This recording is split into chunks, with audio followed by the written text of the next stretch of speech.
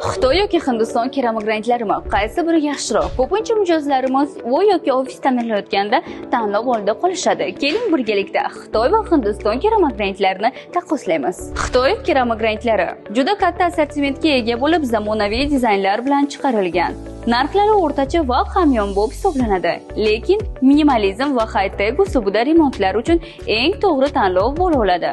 Hindiston keramik ranglari mustahkam va sifatli, issiqlikka, namlikka yaxshi chidamli hisoblanadi. Klassik va nafis dizaynlar uchun eng zo'r tanlov bo'la oladi. Agar siz zamonaviy ko'rinish va hamyonbop narx izlayotgan bo'lsangiz, unda sizga Xitoy keramik ranglarini taklif etamiz. Yoki mustahkamlik va uzoq muddatli sifat izlayotgan bo'lsangiz, unda sizga Hindiston keramik ranglarini taklif etamiz. Qaysi keramik rangni tanlagan bo'lardingiz? Fikringizni izohlarda yozib qoldiring.